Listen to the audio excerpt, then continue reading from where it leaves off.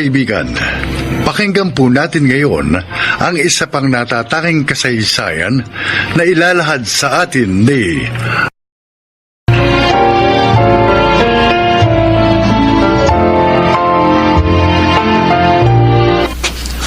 Ang mabuti pa, dumito ka na lang sa bahay. Tulungan mo nanay mo sa paggawa ng daing. Bakit ka pa mag-aaral? Ang babae, mag-aasawa lang naman at mag-aalaga ng mga anak.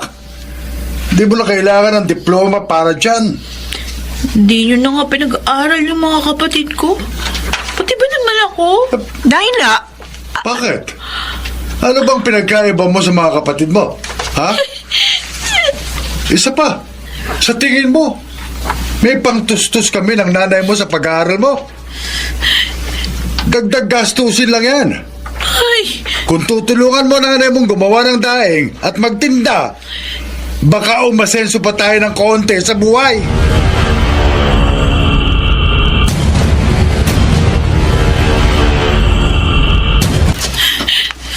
patutunayan ko sa inyo. Kaya kong tuparin yung mga pangarap ko. Hindi ko hayaang mabulok ako dito sa lugar na ito. Nana, Kuya, nagsahin ka na ba? Nagugutom na ako eh. Ano ba yung ginagawa mo? Ba't ka nag-iimpake? aalis ako. Huwag mo nilang sabihin kay nanay at tatay. Saan ka naman pupunta? Basta kahit saan. Basta aalis ako dito. Susuwayin mo si tatay? Kuya, ikaw ang panganay sa ating magkakapatid. Bakit hindi ka man lang nagsikap mag-aral noon para makapagtapos ka at makahanap ng maayos na trabaho? Paano ka mangangarap sa ganitong klaseng pamilya? May pambili nga ng bigas, wala tayo eh. Kapag walang naglakas loob sa atin, talagang habang buhay tayong ganito. Ganito? Oh, Anong ganito? mahirap. Isang kahig, isang tuka. Ang mahalaga, kumakain tayo. Humihinga. Tama na yun. Ayoko ng ganito, kuya. Naniniwala ako sa kabila ng malawak na karagatang natatanaw natin mula dito sa barong-barong, may mas magandang buhay na naghihintay.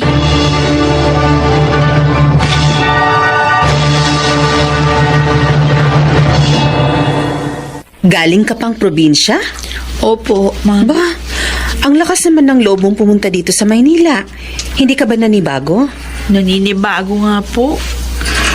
Kasi nga po hindi ako marunong tumawid ng kasada.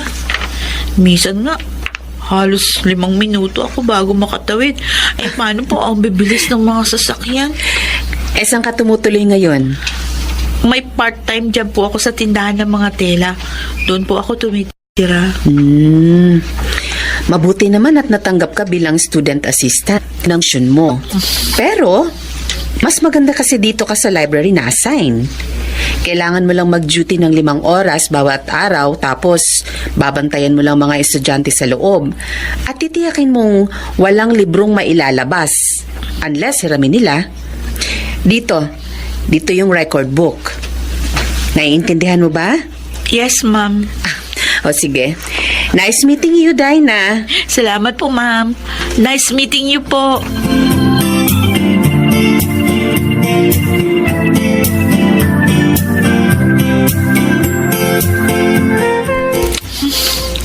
Dito na lang ako kakain para walang makakakita na tinapay lang yung bahon ko. Ayos na to. Iinom na lang ako ng maraming tubig. But, Excuse me, ah, sasahuli ko tong libro. okay, sige. Alam mo bang hindi pwedeng kumain dito sa loob ng library? Oo, alam ko. Kaya lang, wala na yung mga estudyante. Lunchtime naman. Kapag may teacher na nakikita sa'yo, makakagalitan ka.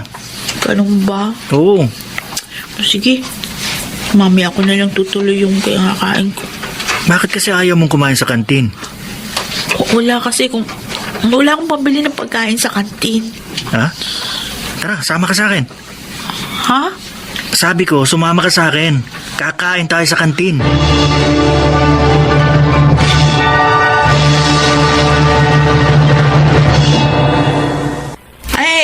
ito po yung telang in-order nyo. O, ayan, ayan. Salamat po. Balik po kayo. Ay, makakapagod. Naku, anong oras na ba? Oh, lagkot. Isang oras na lang bago yung susunod ko subject. Magbibis muna ako.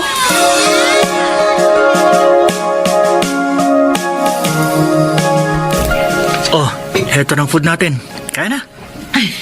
Salamat, Art. Third year college na tayo. 3 taon mo na rin akong nililibre ng lunch. Yan ang perks ng may kaibigang mayaman. Sige na, kaya na. Mamaya tatakbo ka na naman papuntang library. Alam mo, Dinah, humahanga ako sa'yo. Kasi napakasipag mong tao. Kung ako sigurong nasa katayuan mo, hindi ko kakayanin ng ganyang setup. Student assistant sa umaga, tindera sa hapon, estudyante sa gabi. Natutulog ka pa ba niyan? Siyempre. Kung di ako natutulog, baka sinipsip ko na yung dugo dyan sa leeg mo. No. Gagawa mo pang magbiro, ha? Ay, naku, Art. Mahirap ang buhay. Buti ikaw. Suportado ka ng pamilya mo. Ako, wala akong pwedeng asahan kundi yung sarili ko. At syempre, ang Diyos. Kapag hirap na ako, wala akong ibang tinatakbuhan kundi si Lord. Siya lang naman ang nakakaunawa sa akin. So, ako pala, hindi. Hindi naman yung ibig ko sabihin. I'm hurt. Ouch! Ako ba? Ang ibig ko sabihin, hindi naman kasi pwedeng sa lahat ng oras ikaw yung hihinga ko ng sama ng loob at iba pang mga pinagdadaanan ko sa buhay. Buti si Lord. Kahit gaano kabigat, kaya niyang dalhin. Alam mo, nakikita ko aasenso ka. Magiging isa kang kagalang-galang, kataas-taasang nilalang.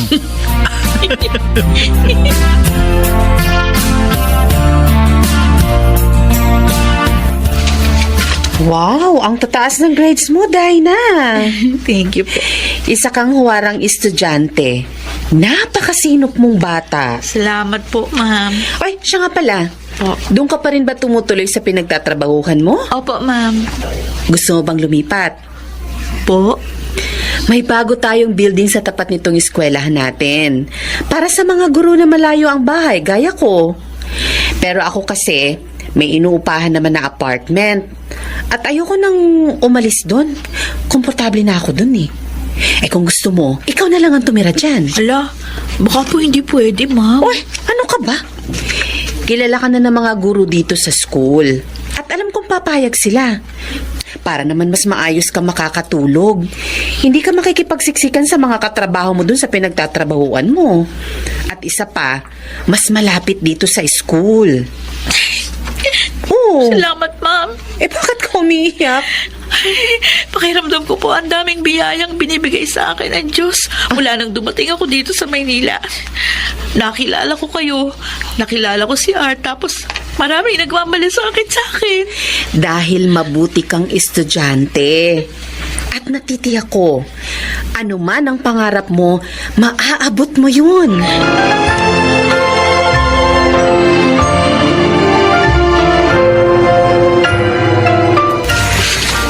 Nay, nandiyan ka na naman sa bintana. Ramon, Kahit araw-araw kang maghintay, hindi babalik si Dinah. alam mo ba, sa inyong magkakapatid, siya lang ang may kakaibang pangalan. Pinangalanan siya ng ninong niyang nurse na siya nagpaanak sa akin noon. Mula bata, kakaiba na siya. Habang lahat kayo na kontento sa ganitong uri ng buhay, siya naglakas loob na lumuwas ng Maynila. Hindi nyo rin alam, Nay. Baka nag-asawa na yun dun. Hindi. Hindi niya gagawin yon. Paano kayo nakasisiguro? Hindi gano'n ang kapatid mo. Alam kong determinado siyang abutin ang mga pangarap niya. Nay, sa loob ng 4 na taon, ni minsan, hindi siya umuwi sa atin. Kung mayroon akong pinagsisisihan ngayon, yun ay ang hindi ko malaman siya sinuportahan. Kaya kung kinalimutan niya tayo, ayos lang. Pero sa kabila nun, maasa pa rin ako na kahit sana isang beses umuwi siya para makahingi ako ng tawad sa kanya.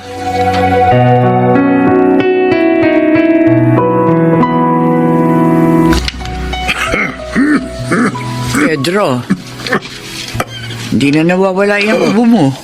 Wala ito. Hindi man lamang tayo makapagpagamot. Ilaga mo na lang ako ng kung anong dahon dyan. Sige. Maghahanap ako ng... Oh, sino ba ito dumarating? Nay? Nay? Diyos ko. Dinah! Ikaw na ba yan? Opo. Ba, Panginoon, mamagyan! Salamat, umuwi ka, anak. Pasensya na kayo, Nay. Tiniis ko kayo sa loob ng halos 6 na taon. maayos na yata ang buhay mo eh. Mag-aara ang damit mo at sapatos. Bakit ka pa bumalik sa barong-barong na ito? Tay, lumuwas ako ng Maynila at nagsikap. Tinupad ko ang mga pangarap ko na makapagtapos at makahanap ng maayos na hanap buhay. Hindi para sa aking sarili, kundi para sa atin. Patawarin niyo ko kung naglayas ako noon. Hindi ikaw ang dapat na humingi ng tawad, kundi ako. Ako, dahil wala man lang akong ginawa para tulungan ka. Wala yun, Nay. Ay, siya nga pala. Isa na po akong engineer. Engineer? Opo. Pedro! Engineer na ang anak mo! Mabuti. Iyusin mo na ang buhay mo. Huwag mo na kaming alalahanin dito. Maayos naman ang buhay namin dito. Kumakain naman kami kahit papano. Baka kung bumalik ka rito, mahirapan ka rin naman. Ayos na sa amin. May isa sa mga anak namin na naging ganyan. Wala naman kaming naitulong sa'yo, kaya huwag mo na kaming alalahanin pa. Tay, hindi po ako mangangarap kung hindi dahil sa inyo. At ang anumang nakamit ko ngayon, para din sa inyo yun. Dahil kayong aking pamilya.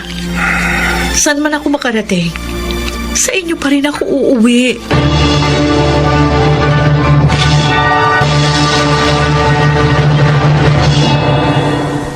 Hindi naman ganun kadali ang pagbabago sa buhay namin. Sa ngayon, naipagawa ko na ng mas maayos na bahay ang aking mga magulang. At pinag-aaral ko rin ang aking mga pamangkin. Gusto kong, kagaya ko, matutuhan nilang mangarap at magsikap para abutin ang gusto nilang abutin sa buhay. Ako si Dinah. Ito ang aking buhay. Si Dinah ang patunay na walang imposible sa taong nagsisikap at nananalig sa Panginoon. May mga pagsubok man, ang taong may determinasyon sa huli ay nagtatagumpay. Mga nagsiganap: Susan Robles, Jonel Benamin, Jenaline de la Cruz, Maynard Landicho, at Rosana Villegas sa papel na Dinah. Naglapat ng angkop na tunog Jenny Mutia sa musika ni Buboy Salonga. Supervisyong teknikal Eric Lucero at Bong Muyar. Creative Consultant Phil Cruz. Production Assistant Anching Cruz. Ito'y mula sa panulat ni Rita Lamanon.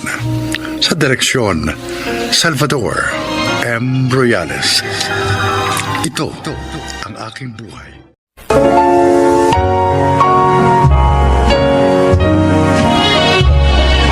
Magandang araw po mga giliw naming tagapakinig. Maririnig po natin ngayon ang paglalakad ng isang lalaking ilang ulit sumubok na bumuo ng pamilya, ngunit palaging tila pinaglalaroan ng tadhana. Siya ay si Dennis. Nang makakuha ko ng maayos na trabaho, nag-asawa ko ng maaga dahil iniisip ko mas mainam na hindi gaanong malayong agwat ng edad ko sa mga anak ko. Ngunit ang una kong asawa ay namatay nang ipanganak ang panganay namin. Makalipas ang 5 taon, nag-asawa uli ako. Pero hindi pa man kami nagkakaanak. Namatay din siya dahil sa sakit. Kung bakit lagi akong namamatayan ng asawa, ay isang malaking palaisipan sa akin.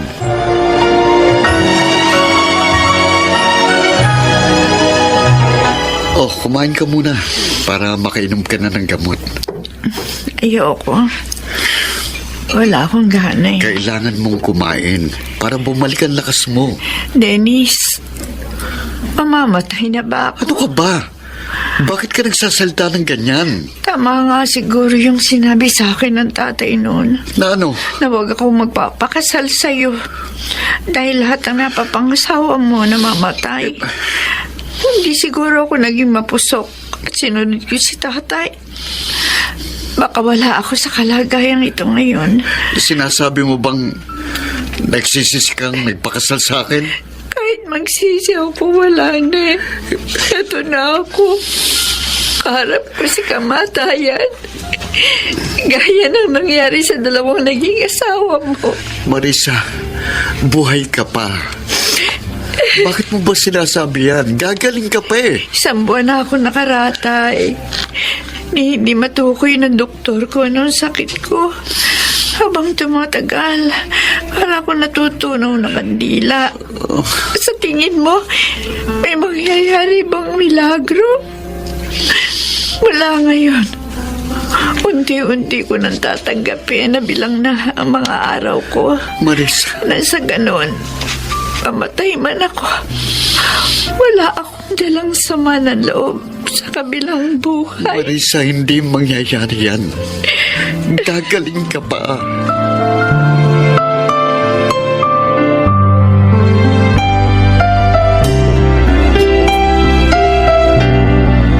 Sigurado ka bang ito na lahat ang mga gamit ni Marisa? Opo, Nay. Ay, susunugin ko na ang lahat ng ito. Nay, sa loob ng 10 taon, 3 babae na ang nakasama ko. Lahat sila binawi sa akin. Talaga bang may sumpa ako? Gaya ng sinasabi ng mga kapitbahay natin? Walang isinusumpa ang Diyos. Hanggang doon na lang talaga ang buhay nila. Lahat tayo may kanya-kanyang krus na pinapasan. Pakiramdam ko, akong nagdadala sa kanila sa hukay. Huwag mong isipin yan. Ang mainap mong gawin, magluksa ka ngayon. At bukas, bumangon ka. Araw-araw ay may bagong pag-asa, Dennis. Sa akin na munang 2 mong anak. Doon na muna sila sa bahay. Salamat, Nay. Salamat sa pangunawa.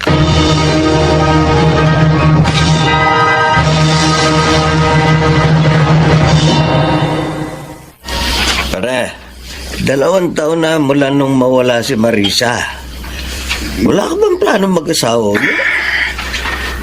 Tatakot na ako, pare. Nakakapagod ding magluksa. Inaalagaan ko namang lahat ng mga napapangasawa ko, pero pare-parehong wakas ng kwento nila. O malay mo, hindi mo pa talaga nahahanap ang forever mo, kaya gano'n. Hindi ka pwede sumuko, pare. Bata ka pa. 37 ka pa lang, di ba? Ayos naman akong ganito. May 2 naman akong anak. Kapag tumanda ako, kahit papano, may mag-aalaga naman sa akin. Kaya, aray ko. Uy, Ay, saan galing ang bolang yan? sorry. Sorry po. Sa'yo ang bolang ito? Ay, kasi nagwawala yung anak ko. Sabi ko naman sa'yo eh. Ayoko sumama. Ayun o, isasama ko sana doon sa lola niya. Kasi willing-willing sa computer games. Ay, kaya lang nagagalit, nagwawala. Ilang taon na ba yan? 20 years old o. Kaya nga, nakakaya niya akong suwayin eh. Dapat ang papa niya ang dumidisiplina sa kanya. Ay, single mom ho ako. Ganun ba? Bagong salta kayo rito? Oo, kakalipat lang namin ng isang araw. Itong kaibigan ko, single din eh. Bonnie, Oo. Ako si Bonnie. Siya naman si Dennis. Edith. Nice meeting you, Edith. Pag kailangan mo ng katulong magdisiplina sa anak mo, pwede itong si kumpare ko.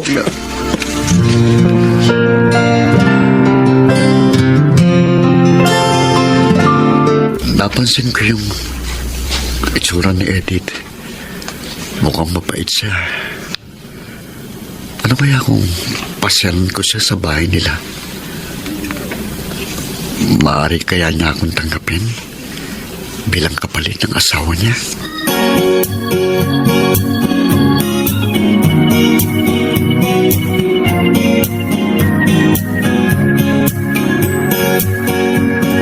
Aba, ang pogi pala nitong anak mo, Eddie. Oh, Eric, mag-bless ka. Mano po? Pagpasensyahan yun na po talagang ganyan siya. Umuwi na tayo. Bakit tayo nandito? Ay, teka, ikukuha muna kita ng Ay, maiinom. huwag na. Ha? Naghatid lang po kami nitong sariwang isda na nabili ko kanina. Salamat, Edith.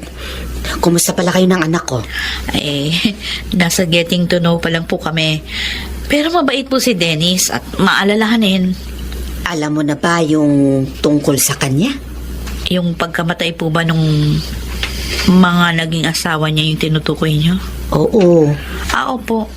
Nasabi nga po sa akin ng mga kapitbahay. Hindi ka ba natatakot? Ang iba, sinasabing may sumpa si Dennis. Ayaw kong isipin na gano'n ang anak ko, pero ayaw kong magaya ka sa huli niyang naging asawa. Na bago man mamatay, ay nagsising nagpakasal siya sa anak ko. Nasa sayong desisyon, Edith. Kung maniniwala kang may sumpa nga ang anak ko, o talagang yun ang kapalaran ng naging mga asawa niya.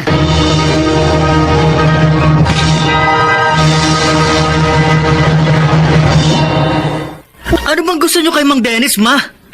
Ayoko sa maging stepfather. At isa pa, sabi ng mga tao, namamatay ang mga napapangasawa niya. Gusto niyo rin bang mamatay? Bakit ba pinagtataasan mo ako ng boses? Ayoko nga sa kanya eh. Alam mo ikaw, lumalaki kang walang respeto sa mga matatanda. Yan ba tinuro ko sa'yo? Ha? Kung ayaw mo sa kanya, pwede mo namang sabihin sa akin ng mahinahon. Huwag mo akong sisigawan. Mabuting tao si Dennis. Hindi siya kagaya ng tatay mo na basta na lang tayong iniwan na parang mga basura.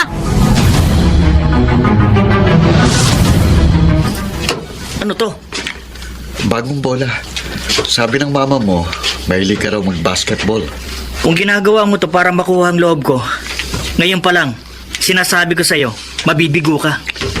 Hindi ko ito ginagawa para makuha ang loob mo.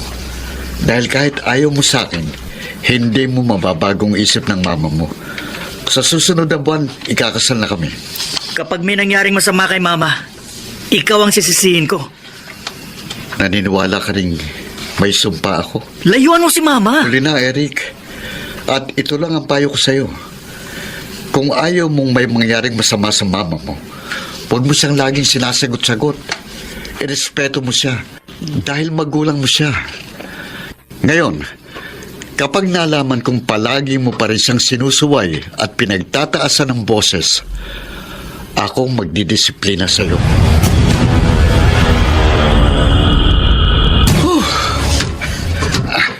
Talagang tumatanda na ako. Hindi ko na kayang mag-basketball ng matagal. Uy, basang-basa ka ng pawis. Teka, nagpupunasan ko yung pawis mo. Salamat, Edith. Ako ang dapat na magpasalamat sa'yo. Kasi nagsikap ka para magkasundo kayo ni Eric. Hindi ko naman kinuha ang loob niya. Dahil naging totoo lang ako kay Eric. 20 years old na siya. At hindi na rin siya pwedeng i-baby. Ang mga anak na ganyan dapat ay pinakikitaan ng tamang klase ng disiplina.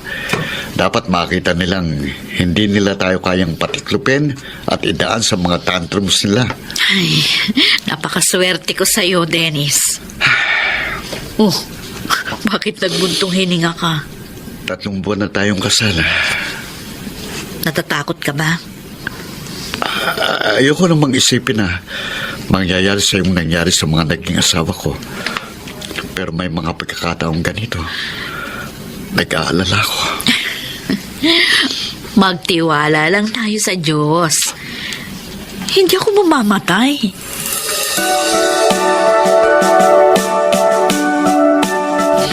Ay, Salamat dito sa dala mong mga prutas, Dennis. Yung dalawa kong anak, hindi ho ba nagpapasaway sa inyo? Mababait ang mga anak mo. Wala akong problema sa kanila. Ganun ho. Ay, si Eric. Oh, Hello? Tito Dennis, si Mama. Oh, Si Mama, bakit? Anong nangyari sa mama mo? na-hit and run. Ano? No, nasa ospital kami. Pumunta ka rito. Oh, sige, sige. anong nangyari kay Edith? Bakit? Sa tingin ko, naulit na naman. Ano? Na-aksidente si Edith. Abi, bakit nakatayo ka pa dyan? Sige na. Tumakbo ka na sa ospital. Natatakot ako na. Walang mangyayaring masama kay Edith. Hindi siya mamamatay. Kaya sige na, puntahan mo na siya sa ospital. Kailangan ka niya.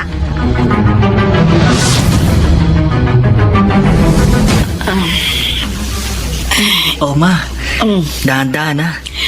Dito ka mahiga. Ay, salamat. Salamat, Eric, anak. Ma, mayroon ko muna kayo. Aayusin ko yung mga gamit mo sa labas. Dennis. Mula kahapon, nung dumating ka sa ospital, wala kang imik. Natakot ka ba? Edith, Sugat lang sa binti at pasa sa braso ang injuries ko. Motor lang naman ang nakabangga sa akin. paano kung pagkatapos nito, may sumunod pa? Bakit iniisip mo yan? Hindi ko mapigilang matakot. Minsan, parang gusto ko nang hiwalayan ka. O bakit ka tumatawa? Kung natatakot ka, dapat hindi ka na naglakas ng loob noon, naligawan ako. Paano ba ako makakawala sa takot na ito? Manalangin ka at magtiwala ka sa Diyos na hindi siya naghahangad ng anumang masama sa kanyang mga anak. Napakatapang mong tao. Ay naku, Dennis, kalimutan mo na yung mga malulungkot mong karanasan. Hanggat patuloy kang nakagapos dyan sa mga karanasan na yun, lagi ka pa rin babalutin ng takot. Wala kang sumpa. Tandaan mo yan.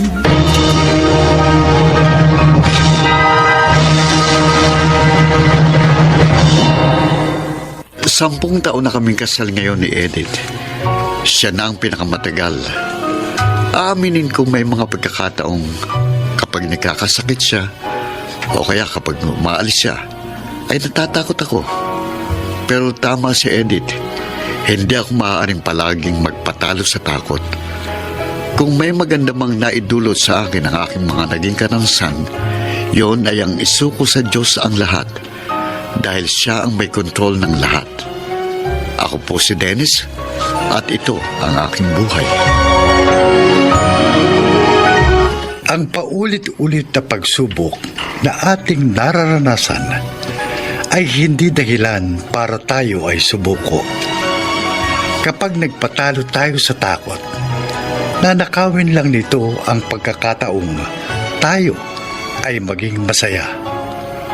Mga nagsiganap: Susan Robles, Jenaline de la Cruz, Rosana Villegas, Yudel Benhabin, Maynard Landicho Jr.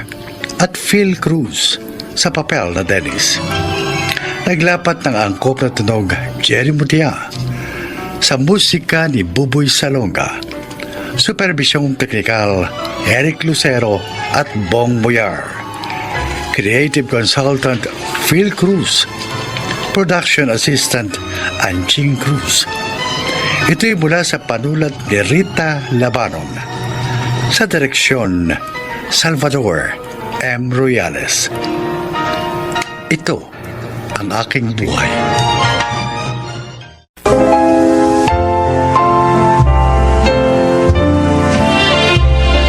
Nang magkaroon ng pandemic, isa ako sa maraming mga Pinoy na nawala ng trabaho. Bilang panganay at breadwinner pa ng pamilya, hindi maaaring wala akong hanap buhay, kaya sinubukan ko ang nauuso ngayon na online selling.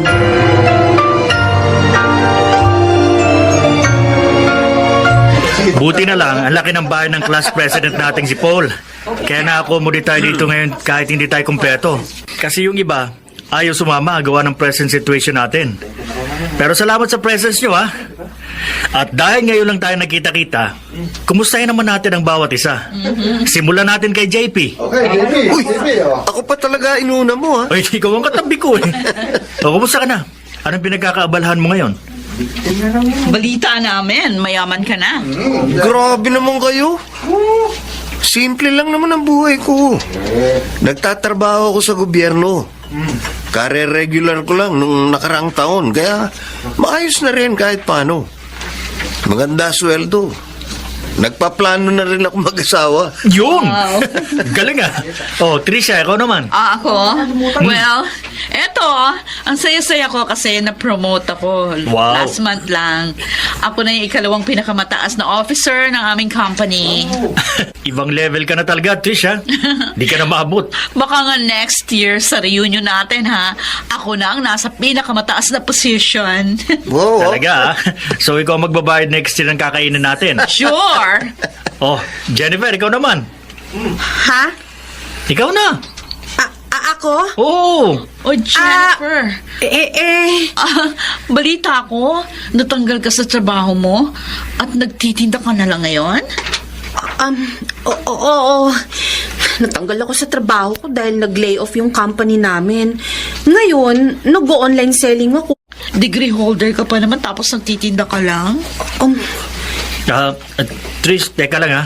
Patapusin na muna natin si Jen. Oo nga naman, Trish. Masaya namang magtinda. Lalo kapag napaubos ko mga itinitinda ko. So, baka gusto niyo akong tulungan, guys. May dala akong ngayong items. Eto. Seriously? Magtitinda ka ngayon dito? Oo. O ikaw, Trish. Baka gusto mo pakyawin ang mga tinda ko. Total, promoted ka na, di ba? Baka 6 digits na ang sweldo mo. Ambunan mo naman ako.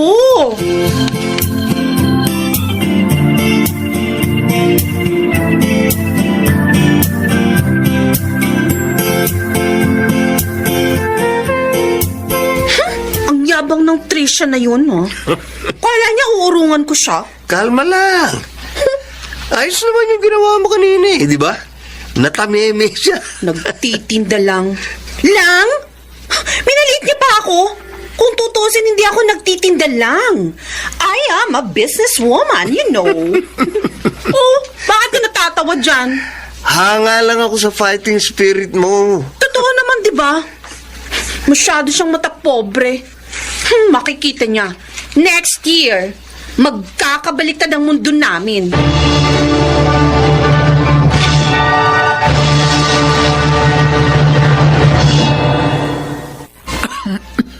O anak, bay, magpahinga ka naman. Kagabi ka pa nakatutok dyan sa computer. Hindi ka pa yata natutulog. Ayos lang ako, ma. Ang dami ko kasing customer ngayon. Kailangan kong kunin ng mga orders para ma-deliver ka agad. Ay, sige. Basta kapag nakatapos ka dyan, magpahinga ka muna ha at kumain ka. Opo. May niluto ako doon sa kusina. Oo, ma. Ay, si Makmak nga pala. Hindi pa yata umuwi eh. Mula kagabi? Oh. Ayan na yan. Siya na yan. Oy, Makmak, bakit ngayon ka lang? Nagkatuwa lang kami ng barkada ko, ate. Halika nga, lumapit ka nga rito sa akin. Inaantok na ako, eh. Ayaw mong lumapit, ah. Halika rito! Halika! Halika, ano ba? Huwag mo hilahin ang bagas ng damit ko. Amoy alak ka? Uminom ka? Ha? Ari ko, Nay, si ate o sinasaktan ako. Kasalanan mo yan! Mabuti nga Ikaw, ha? Pinag-aaral ko kayo ni na Janine at Mia. Hindi ko pinupulot ang perang pinambabayad ko ng mga tuition nyo. Isa pa may pandemya ngayon. Labas ka ng labas. Aray ko naman, ate, ano ba? Ba't sinisigawan mo na ako? Ikaw eh. Itong tatandaan mo, ha? Kapag umuwi ka uli ng umaga na nakainom, palalayasin kita dito sa bahay na to!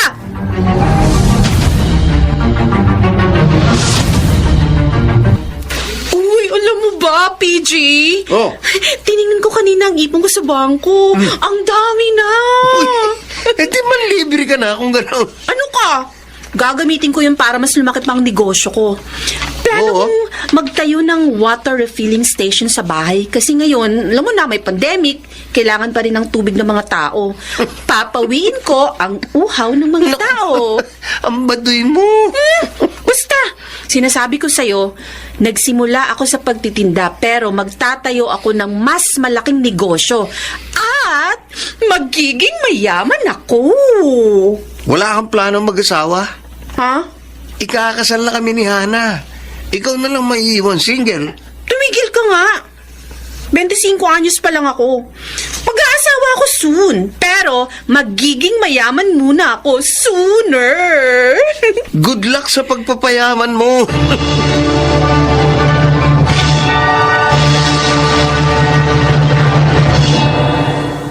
Oh, ayan ma.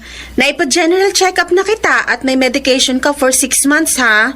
Uy, aalagaan mo ng maayos ang sarili mo. Binili ko na lahat ng mga gamot mo, pati vitamins. Busy-busy ako sa negosyo ngayon, kaya wag mong pababayaan ang sarili mo, ha? Hindi kita mababantayan lagi. Abay, ikaw din. Hindi lang ako ang dapat na inaalala mo, kundi ang sarili mo.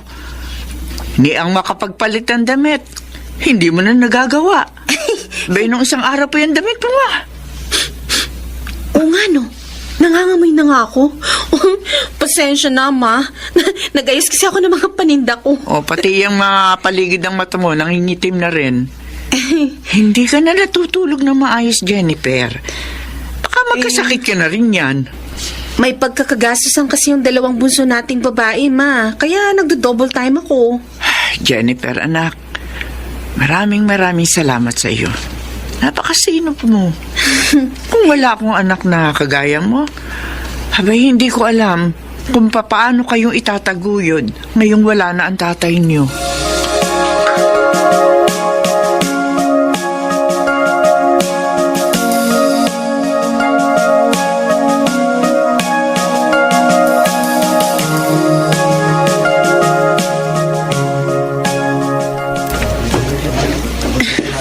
Konti na lang. Matatapos itong pwesto ng water refilling station namin. Ay, salamat, Lord. Unti-unti nang natutupad ang mga pangarap ko.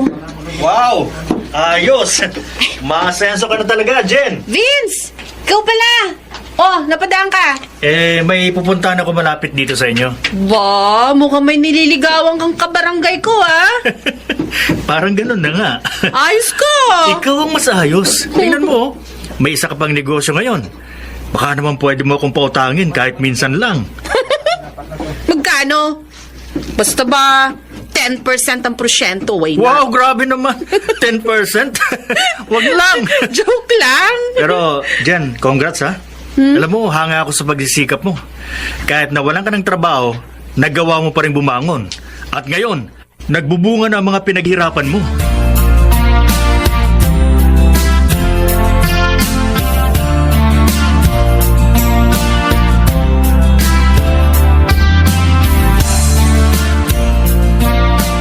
Ate, bakit naman ako? Oh, sinong gusto mo? Si Mama. Nakita mo nang hindi siya maaaring mapagod masyado dahil sa kalagayan niya. Hindi na siya gaya noon na malakas pa. Nag-o-online class ako eh.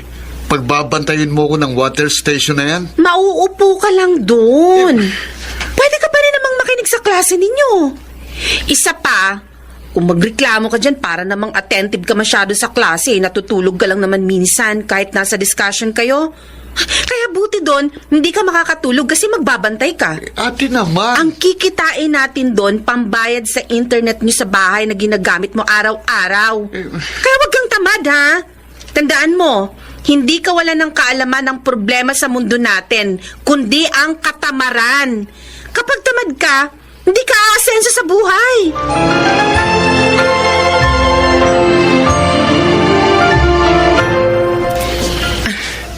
Babawasan ko muna yung ipon ko para mapaayos ko na yung bahay namin. Oh, si Trisha to ah. Pabatiin ko nga. Hi, Trish! Oh, Jennifer. Ikaw pala yan. Anong ginagawa mo dito? Magwi-withdraw. Ikaw? Ha? Ma'am, approve na yung loan nyo. Paki-fill out na lang nitong form. Ah, okay. Sige. Thank you. Nag-loan ka? Naku, hindi ka nagsabi. Sana sa akin ka na lang umutang. Wala pang porsyento.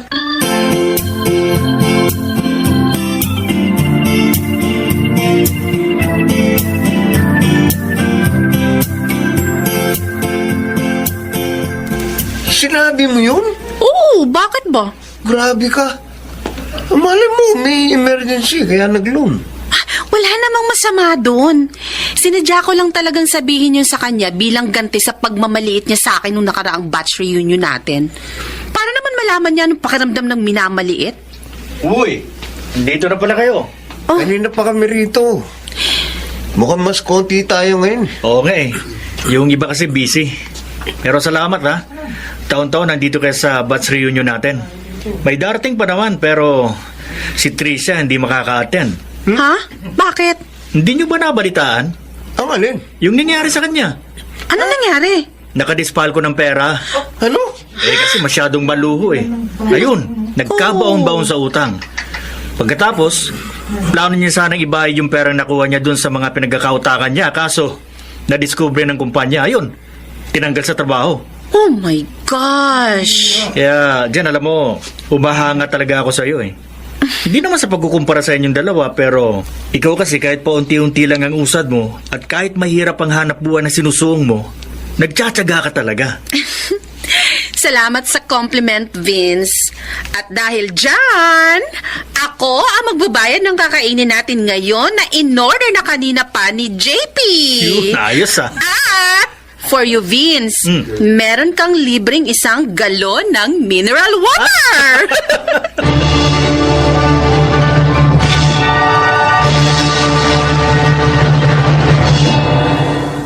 Mahirap ang buhay pero sa mga taong masipag at marunong magtiyaga, hindi imposibleng matupad ang ating mga pangarap.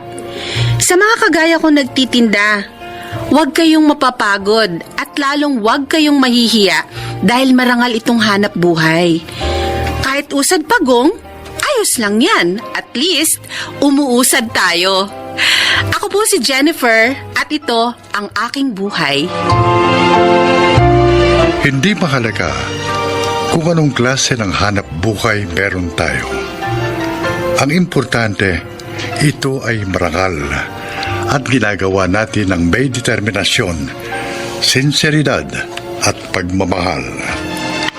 Baka nagsiganap Susan Robles, Rosana Villegas, Maynard Landicho Jr., Lionel Benjamin, at Jeneline de la Cruz sa papel na Jennifer. Naglapat ng angkop na tunog Jenny Mutia sa musika ni Buboy Salonga. Supervisyong teknikal Eric Lucero at Bong Muyar. Creative Consultant Phil Cruz. Production Assistant Anching Cruz. Ito'y mula sa panulat ni Rita Labanon. Sa direksyon Salvador M. Royales. Ito ang aking buhay.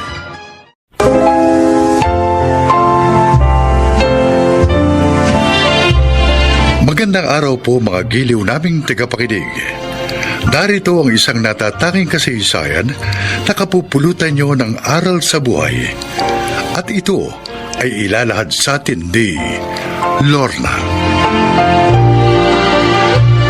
Isa akong psychiatrist, tumutulong at nagbibigay ng payo sa mga may problema, lalo na sa kilos at pag-iisip. Nung una, masasabi kong wala na ako mahihiling pa sa buhay dahil naabot ko ang aking pangarap at napangasawa ko ang lalaking aking minahal. Pakinggan po ninyo ang aking kwento. Musta ka, Briggs? Bakit ba dinala ako ng mami ko sa inyo? Akala ba niya may problema ako sa pag-iisip? No, hindi ganon. Wala akong problema. Sila ng daddy kong may problema. Pati ako ay dinamay nila. Huwag ka sanang magalit, Briggs. Actually, I will also talk to your mom later. Kaya lang kita unang kinausap kasi sabi niya, Mula raw na maghiwalay sila ng daddy mo, madalas ka nang walang ganang kumain. Lagi ka ring malungkot. At gusto mo laging mapag-isa. Even your studies, napabayaan mo na rin. At sabi niya, baka magkasakit ka raw. At yun ang ayaw niya mangyari. Ipinahiya nila ako. Ipinagmamalaki ko pa naman sila sa mga kaibigan ko. Sabi ko, happy family kami, yun pala eh. Pagkukunwari lang yun. Dahil si daddy, matagal na palang may babae. At si Bobby naman, matagal na rin may iba. Briggs, Kasama ko pa naman ng tropa ko noon eh, nang mabisto ko sila pareho. you know what? Nauunawaan ko ang nadarama mo. Pero, may mga pangyayari sa buhay na kahit masakit, kailangan nating tanggapin. Paano? Paano ko matatanggap yun? Napahiya ako sa mga tao. Bilib pa naman sila sa pamilya namin. Huwag mong pahirapan ng sarili mo dahil doon. Hindi mo naman kasalanan ng mga nangyari sa parents mo. At hindi kontrolado ng tao ang magaganap sa kanyang buhay. Higit sa lahat, hindi ka nag-iisang may nasirang pamilya. Doktora, Kahit ganun ang nangyari sa parents mo, hindi mo dapat sirain ang buhay mo. Marami ka pang magagandang pwedeng gawin. At maaari ka ring magkaroon ng matibay na pamilya balang araw. Doktora Lorna, Yun ay kapag napagtagumpayan mo ang pagsubok na ito. nahihirapan na po ako eh. Pagaramdam ko, ayoko nang lumabas ng bahay. Hindi ko sinasabing madaling mawawala yung nararamdaman mo. Pero, pwedeng mawala yan. May mga ituturo ako sa iyo na makatutulong para makarecover ka sa nararamdaman mo.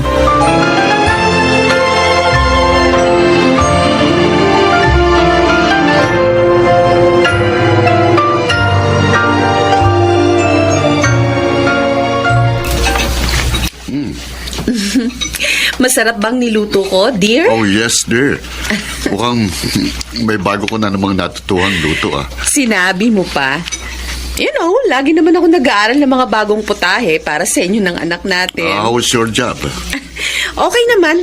Na-handle ko naman lahat ng pasyente ko. Medyo naawa nga lang ako sa isang pasyente ko kanina. Bakit? Akala niya kasi happy family sila. Ipinagmamalaki niya ang parents niya sa mga friends niya. Yun pala, parehong may ibang karelasyon ng mga yun. Ganon? Yes.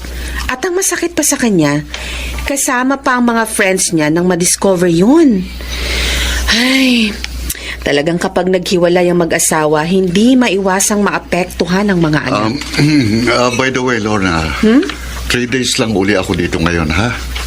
Ha? Eh, bakit naman? May mga problema kasi sa negosyo natin sa province na kailangan kong tutukan, ha? Okay. Namimiss ka na kasi ng anak natin. Hayaan mo, babawi ako pagbalik ko. Sinabi mo yan, ha?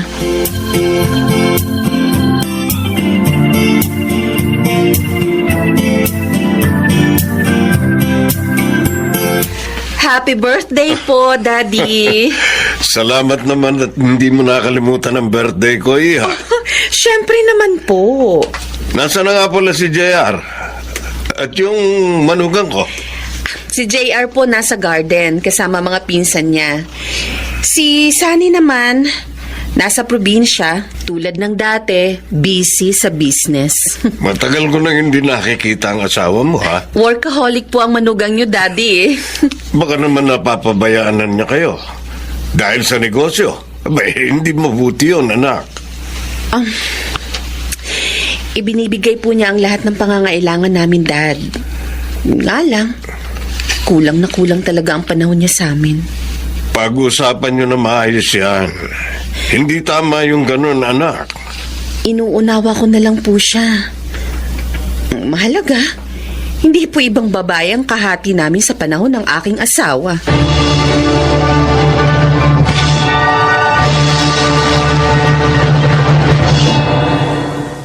Tulog na ba si Joyce, Connie? Ay, oo, Sammy. Paano? Napagod kasi sa paglalaro niyo mag-ama. Kumusta naman ang pag-aaral niya? Wala namang problema. Matataas ang grades ng anak natin. Natutuwa akong malaman yan. Yun nga lang, marami na siyang tanong. Tanong, tulad ng ano? Tulad ng, bakit madalas ka namin hindi kasama? Bakit kapag Pasko at Bagong Taon wala ka rin? Tsaka, kung ano-ano pa. Paliwanagan mo na lang siya ng maayos. Nang hindi naman magtampo si Joyce. Sammy, matalino ang ating anak. Kaya tuloy minsan, nahihirapan ako magdahilan sa kanya eh. Pasensya ka na. Ito lang ang alam kong paraan para makasama ko pa rin kayong mag-ina. Ang hatiin kong aking panahon sa inyo ni Lorna.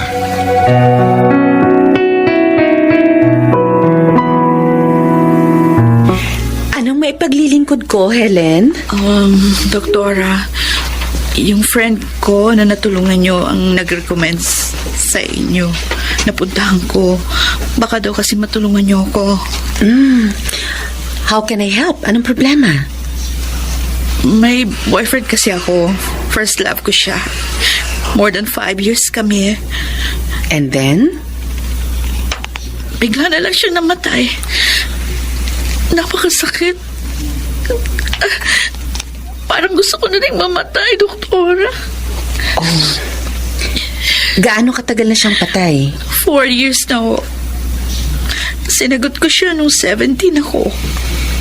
I see. At ano ang ikinamatay niya? Motorcycle accident. Then, ano ang ginawa mo mula nun? Ayun, nawala na po ako ng gana na magtrabaho. Palagi na lang akong nasa bahay. Nalulungkot at umiiyak. Madalas tinitingnan ko yung mga picture namin. Madalas kinakausap ko. Dapat, sikapin mo nang malimot siya. Dahil talagang kahit kailan, hindi na siya babalik pa. Dahil nga patay na siya. Dok, di ko alam kung paano gagawin ko. Di ko kaya. Madalas nga sa gabi, napapanaginipan ko pa rin siya. Okay. I totally understand. Hindi talaga madali ang mawala ng minamahal. Lalo na first love mo pa. Pero lalo mong hindi makakaya yan kung mananatili kang nag-iisa at nalulungkot. So, ano pong gagawin ko para makayanan ito? Ano?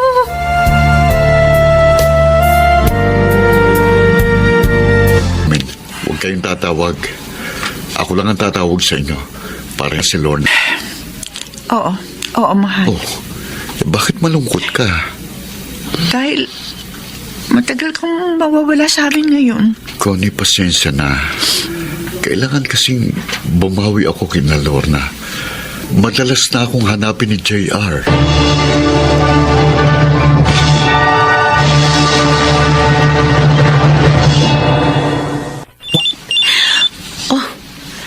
Naiwan pala niya ang phone niya at may tumatawag. Teka, sasagutin ko na nga lang. Baka importante ito. Hello, Daddy? Don't forget my doll and my chocolates. Okay? Oh, sige, I will play na. Here's Mommy. Hindi. Tinawag siyang daddy ng bata. Hello, Sammy, mahal. Oy, pasensya na tumawag kami. Paano nangungulit tong anak natin?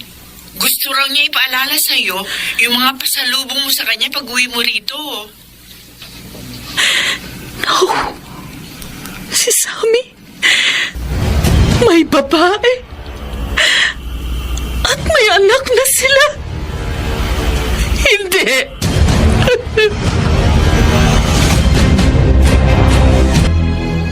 Baka naman nagkamali lang ang tumawag na yon, anak. Hindi po, Daddy. Binanggit ng tumawag ang pangalan ni Sammy. Ah, Kaya dahil doon, nag-check po ako sa FB account ng asawa ko. At natuklasan ko, hindi lang pala isang kanyang account. At doon ko po nalaman ng lahat. Ay, may babae nga siya na ang pangalan ay Connie. At may anak na po sila. ano? Napakasakit po pala, Dad. Dati, naririnig ko lang ang mga ganitong pangyayari sa mga pasyente ko. Ngayon, nangyari din sa akin. Anong balak mo ngayon, anak?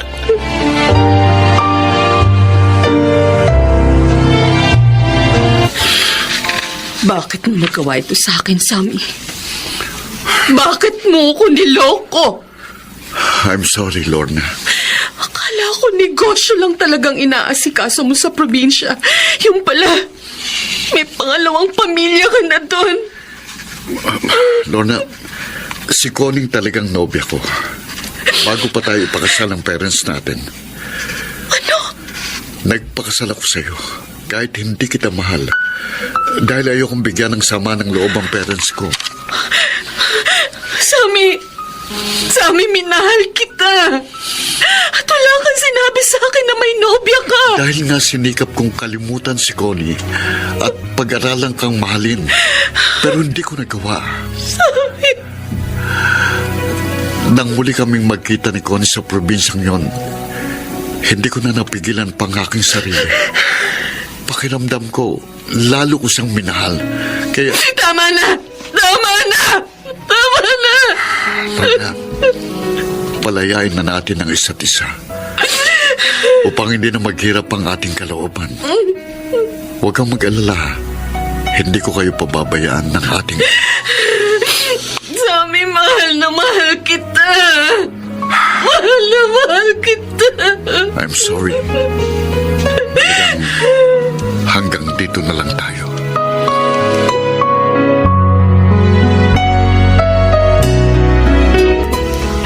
Tama ang pasya mo na bumalik dito sa atin, anak.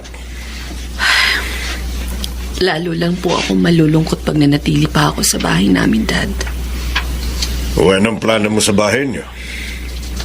Pumayag po si Sammy na ipagbili ko yun. Sabi niya itabi ko na lang daw ang pera para sa kinabukasan ng anak namin.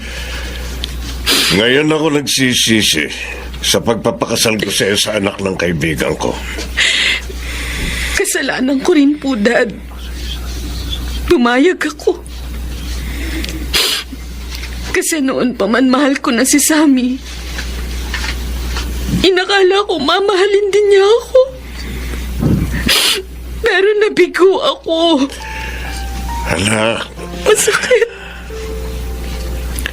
Masakit, Dad. Masakit. Kahit pala psychiatrist ako at nagpapayo sa mga may problema, masasaktan pa rin ako pag ako nang namumroblema. mawawala rin ang sakit na yan, anak. At alam mo kung sino ang tunay na makatutulong sa iyo para mangyari yon. Yes, Dad. At tulad ng mga pasyente ko, gagawin ko rin po ang ipinapayo ko sa kanila. Lalapit ako sa Diyos upang pagalingin niya ang sugat ng puso ko.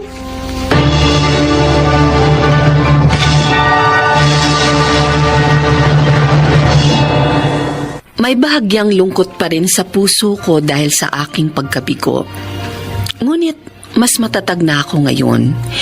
Inspirasyon ko ang aking anak, maging ang mga taong nangangailangan ng aking mga payo. Ako si Lorna, isang psychiatrist, at ito ang aking buhay. Walang suliraning dumarating sa ating buhay nang hindi natin kayang hanapan ang solusyon. Huwag lamang nating kalilimutang tumawag sa may kapal. Mga nagsiganap, Lionel Benjamin, Maynard Landicho, Susan Robles, Rosana Villegas, at Jenaline de la Cruz sa papel na Lorna. Naglapat ng angkop na tunog Jerry Mutia sa musika ni Buboy Salonga. Supervisyong teknikal Eric Lucero at Bong Muyar. Creative Consultant Phil Cruz. Production Assistant Anching Cruz. Ito'y mula sa panulat ni Telma Corporal Alcantara. Sa direksyon, Salvador M. Briales. Ito ang aking buhay.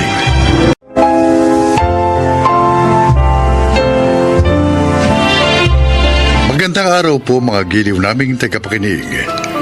Naritong isang natatanging kasaysayan na kapupulutan nyo ng mga aral sa buhay. At ito ay ilalahad sa atin ni Lynette. Isa akong tour guide. Masaya ang aking trabaho dahil naman kumikita na ako, nakakapamasyal pa. Pakinggan po ninyo ang aking kasaysayan.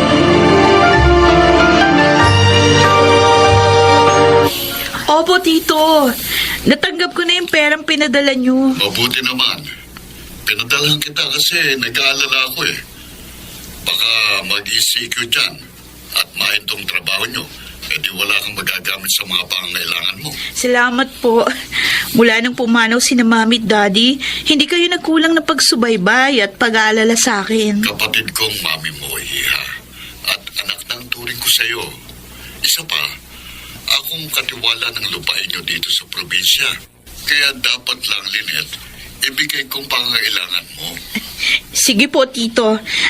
Salamat po uli. Ingat po kayo dyan, ha? Hoy! Bye! Hoy! Bakit hindi mo sinabi sa tito mo na wala na tayong trabaho dahil nga sa pandemic? Kasi Rosette, bala kong surpasahin si Tito. You mean, uuwi ka sa probinsya nyo? Oo. Ayaw kong abutin ng ECQ dito. Hoy, sama mo naman ako. Oo ba? Mabuti pa nga kasama ka para mas masaya.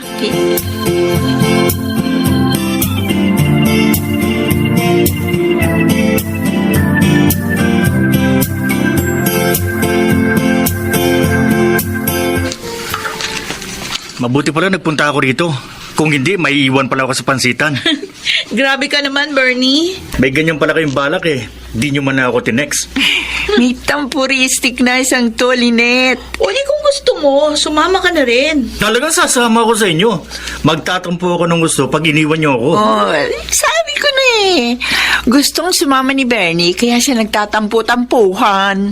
Kaya lang, Lynette. Ano? Hindi naman kaya magalit ang tito mo. May kasama kang lalaki. Mabait si Tito Totoy.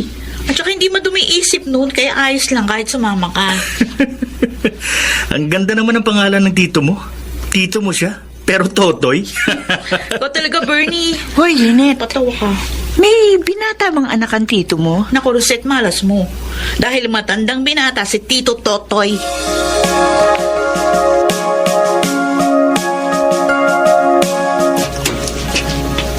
Surprise! Aba, Lynette, hindi mo sinabing uuwi ka. Talagang sinadya ko po yung tito dahil gusto ko kayong sorpresahin. Matagal na kasi tayong hindi nagkikita. Kaya naisip ko, dito na lang ako mag-spend ng ECQ. Ganun ba? Opo. Um, Ay, kasama ko nga pala yung mga kaibigan ko, si Bernie at saka si Rosette. Magandang hapon po. Ay, sir, good afternoon po. Magandang hapon din sa inyo. Tito na lang din ang itawag niyo sa akin, total naman. Mga kaibigan kayo nitong pamangkin ko. Oh, see guys, sabi ko na sa inyo, mabait ang tito ko. Kaya wala kayong dapat alalahanin.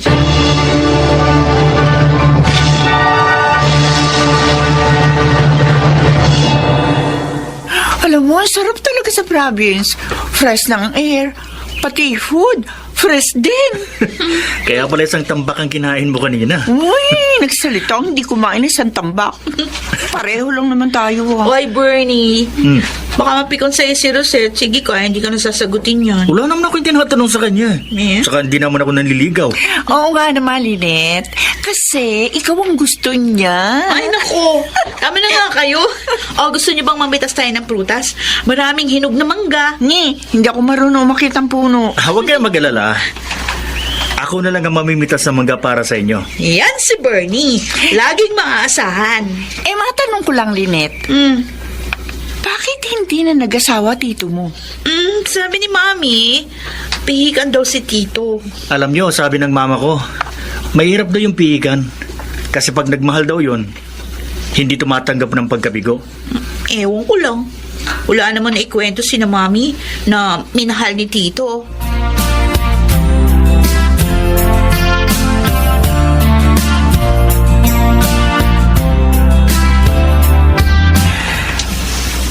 Pangalawang gabi na namin dito kina Lynette. Pero hanggang ngayon, namamahay pa rin ako. Hirap pa rin ako makatulog. Lalabas muna ako ng kwarto. Magpapahangin uli ako katulad kagabi. Ay, katulad ng dati, ang tahimik pa rin dito. Mga kuliglig lang ang maririnig. Malayong malayo sa buhay namin sa lungsod, na kahit gabing-gabi na, maingay pa.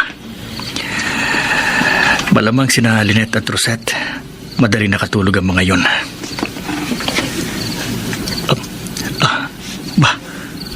Ang tito ni Lynette, gising din pala siya. Saan kaya siya pupunta? Teka. Hinawi niya yung kurtina. At may pintuan sa likod ng kurtina. Pero hindi halata. Buti na lang, hindi niya isinara. Natatanaw ko pa. Pero anong gagawin niya? May hagdanan din pala doon. Saan kaya pupunta yun? Bakit siya bumaba doon? Ang tito ni Lynette? Ano kayang meron doon? Lalapit ako. Maghahanap ako ng mapagkukublihan. Gusto ko talagang malaman kung anong meron doon. Kung bakit nagpunta doon ng Tito Totoy ng ganitong oras ng gabi.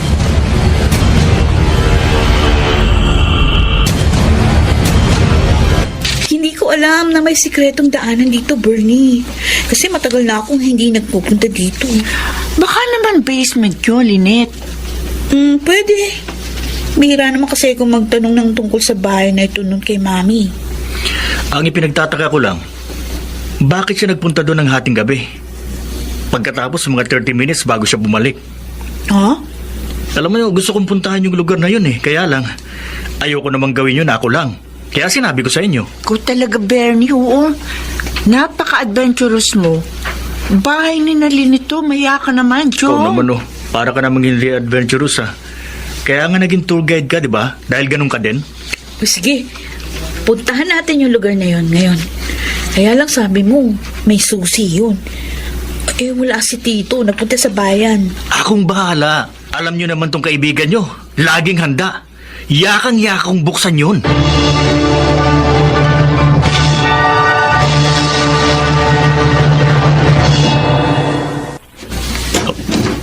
Lynette, Rosette, tingnan nyo ang nasa maliit na kwartong ito. Isang babae, Lynette. Tsaka mukha siyang buntis. Sino kayo? Ako si Lynette. Pamangkin ni Tito Totoy. Bakit narito ka takagapos? Si Mang Totoy. Masama siya. Sino ka ba? At bakit ka nagsasalita ng ganyan sa tito ko? Ako si Ana. Binukot ako ng tiyo mo. Ha? Dahil hindi ko tinanggap ang kanyang pag-ibig. Diyos ko. Si Tito? Nagawa niya yun? Oo. Ang sama niya. Walang hiya. Paulit-ulit niya akong pinagsamantalahan. Oh my God! Kung ganun, ikaw ang pinuntahan dito ni Tito Totoy kagabi? Oo. Nagpunta siya dito kagabi. Yung dinadala mo, si Tito ba ang... Oo. Bunga ito ng kahayupan niya. Maawa kayo, tulungan niyo ako makalabas dito. Tsak na hinahanap na ako ng tatay ko.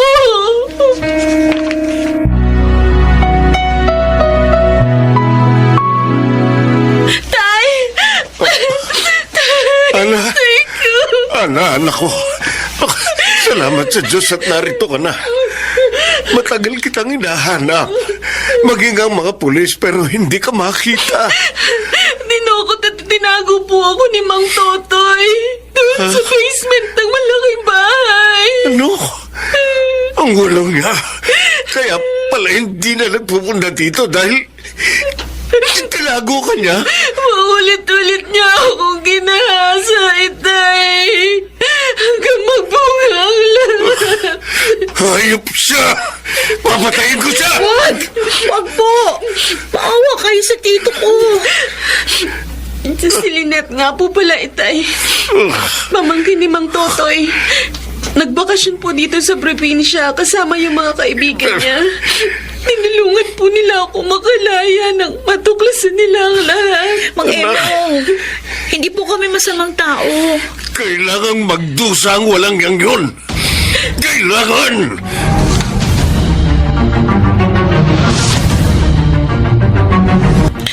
Tito, bakit? Bakit nyo ginawa yun? Ha? Anong ibig mo sabihin, Lynette? Alam ko na po ang lahat. Ang pagdukot at panggagahasa nyo kay Ana. Lynette, Hindi kayo dapat gumawa ng ganun. Sinira nyo ang buhay niya. patawarin mo ako. Mahal na mahal ko si Ana. Pero sa kabila ng maraming beses na pagsasamantala ko sa kanya, ayaw pa rin niyang pakasal sa akin. Kaya ayoko siyang palayain. Dahil sa ginawa nyo, makukulong kayo niyan.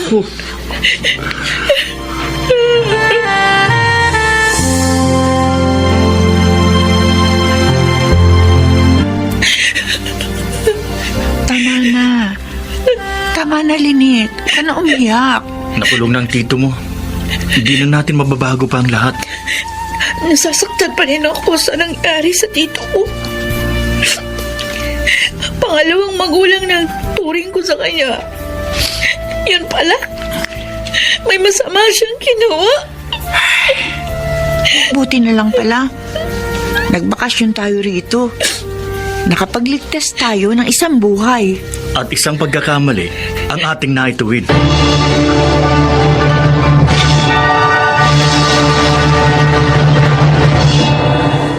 Ilang taong nakulong si Tito. Nalulungkot pa rin ako sa nangyari sa kanya.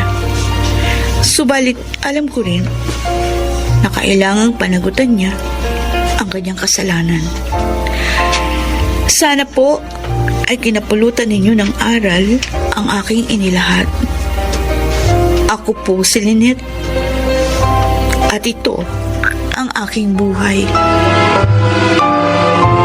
Walang lihim na hindi nabubunyag. Lalabas at lalabas din ang katotohanan. Baka nagsikanap. Susan Robles, Baynard Landicho Jr., Jeneline de la Cruz, Lionel Benjamin at Rosana Villegas sa papel na Lynette. Naglapat ng angkop na tunog Jerry Mutia sa musika ni Buboy Salonga.